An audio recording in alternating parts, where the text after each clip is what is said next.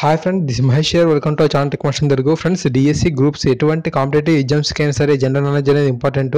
So వాటికి మనం అంతా చదువుకోక్కర్లేదు. కొన్ని అంశాల మీద గట్టిగా పట్టు సాధించినట్లయితే మంచి స్కోర్ చేయగలం తక్కువ టైంలో.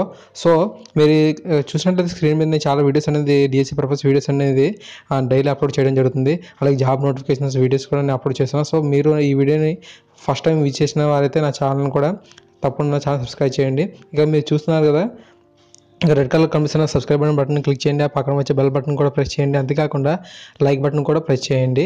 ఇలా చేయడం ద్వారా అప్లోడ్ చేసే ఏ వీడియో కూడా మీరు మిస్ కాకుండా కొంచెం చూడగలుగుతారు. అలాగే షేర్ బటన్ కూడా క్లిక్ చేయడం ద్వారా మీ ఫ్రెండ్స్ అందరికీ ఫేస్బుక్ ద్వారా, వాట్సాప్ ద్వారా షేర్ చేయగలుగుతారు. వారికి కూడా చాలా యూజ్ అవుతుంది. ఇంకా ఫస్ట్ విషయానికి వచ్చినట్లయితే మీరు ఈ జనరల్ నాలెడ్జ్లో ప్రపంచ సంస్థలు కూటముల గురించి బాగా చదువుకోవాల్సి ఉంటుంది.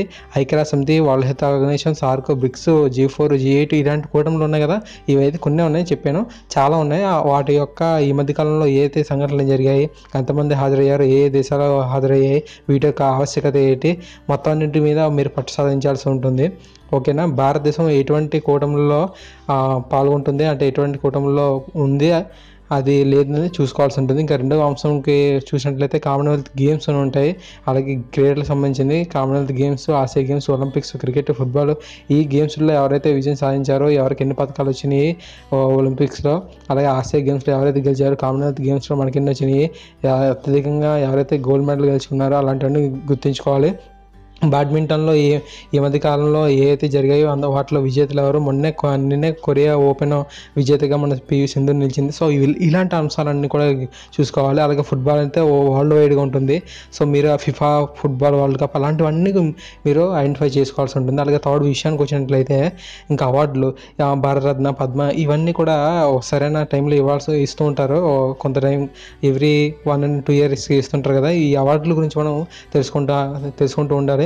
ఎప్పటికప్పుడు వీటి యొక్క డీటెయిల్స్ అనేది అప్డేట్ చేసుకుంటూ ఉండాలి.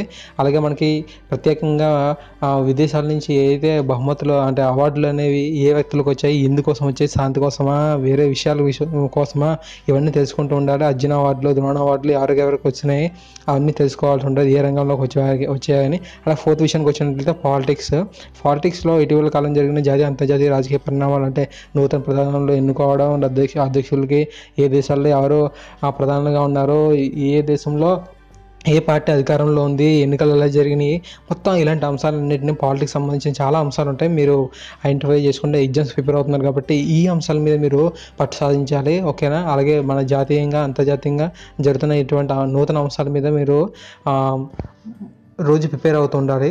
ఓకేనా. ఇంకా ఫిఫ్త్ అంశానికి వచ్చినట్లయితే భూగోళ శాస్త్రం, జియోగ్రఫీ మీద వాతావరణం, పీఠబలం, వర్షపాతం నమోదులు, ఇవన్నీ మీరు ఐడెంటిఫై చేయాల్సి ఉంటుంది. అంతేకాకుండా మీరు ఆంధ్రప్రదేశ్ భూగోళ శాస్త్రం, నైసర్గిక స్వరూపం, శీతోష్ణతులు, ముత్తికలు, అడవులు, నదులు, నీటిపారుదల, ఇలాంటి చాలా ఉంటాయి. పరిశ్రమలు, జనాభా పెరుగుదల, రవాణా మరియు సమాచార రంగాలు, ఇలాంటివి అనేవి మన భారతదేశానికి, ప్రపంచానికి, అదేవిధంగా మన ఇండియాకి కూడా ఏవైతే ఎటువంటి భూములు ఏ ప్రాంతాల్లో ఉన్నాయి, బాగా పంటలు పండే ఉన్నాయా, వర్షపాతాలు బాగా కురిసే ప్రాంతాలు, అవన్నీ మీరు ఐడెంటిఫై చేయాల్సి ఉంటుంది. వాతావరణం ఎలా ఉంటుంది అవన్నీ చూసుకోవాలి. ఓకేనా. అలాగే 6వ అంశానికి వచ్చినట్లయితే జనరల్ సైన్స్, ఫిజిక్స్, కెమిస్ట్రీలో చాలా అంశాలు అనేవి, బయాలజీ అనేవి మెయిన్ టాపిక్స్ ఉంటాయి. ఏ ఎగ్జామ్స్కి అయినా సరే అవి ఒకేలా ఉంటాయి. చూసినట్టే ఫిజిక్స్, కెమిస్ట్రీలో అయస్కాంతత్వం, విద్యుత్తు, ఉష్ణం, స్థితిస్థాపకత, పరమాణు భౌతిక శాస్త్రం, విశ్వకిరణాలు, ఇలాంటివన్నీ కామన్గా ఉంటాయి. రసాయన శాస్త్రం వచ్చినట్లయితే మూలకాల వర్గీకరణ, ఆక్సీకరణ, శేఖరణం, కార్బన్ సమ్మేళనాలు, కార్బోహైడ్రేట్లు, ప్రోటీన్లు, అలాగే జీవశాస్త్రం వచ్చినట్లయితే శరీర ధర్మశాస్త్రం, ఇటువంటివన్నీ చూసుకోవాలి.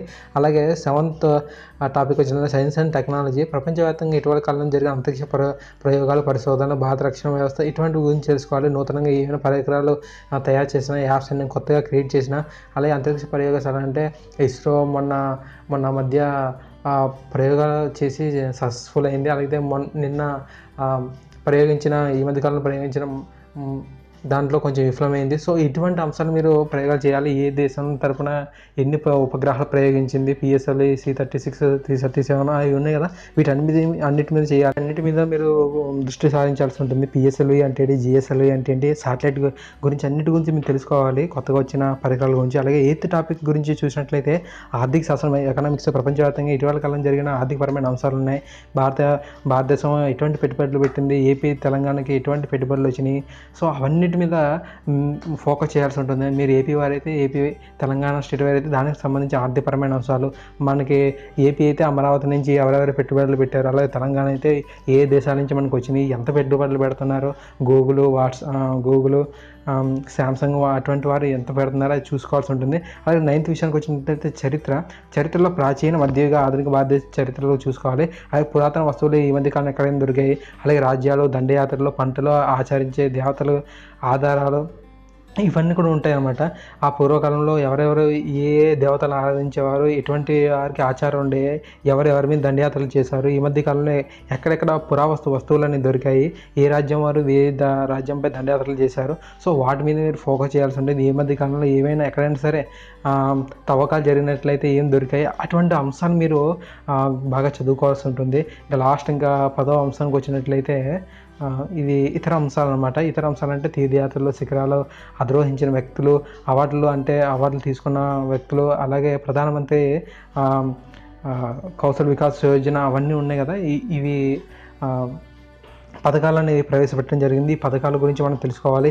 ఈ పథకాలని ఎవరి కోసం, ప్రధానమంత్రి కౌశల్ వికాస్ యోజన కానీ, సుకన్య సమృద్ధి పథకాలు కానీ, ఇవన్నీ ఎవరి కోసం, అలాగే ఏపీ వారు, తెలంగాణ స్టేట్లోనే ఏ పథకాలు ఈ మధ్య కాలంలో వచ్చినాయి, అలాగే స్వచ్ఛ భారత్ యొక్క స్వచ్ఛ భారత్ యొక్క లక్ష్యం ఏంటి, ఇవన్నీ కూడా మనం తెలుసుకోవాలి.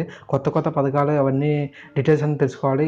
ఈ విధంగానే నా ఛానల్లో నుంచి ప్రతి అంశాన్ని గురించి ఇంకా కొన్ని రోజుల్లోనే ఎక్స్ప్లెయిన్ చేయబోతున్నాం. ప్రతిరోజు డిఎస్సి పర్పస్ వీడియోస్, అలాగే గురువు సంబంధించిన మెటీరియల్ పర్పస్ వీడియోస్ అనేది అప్లోడ్ చేసిన.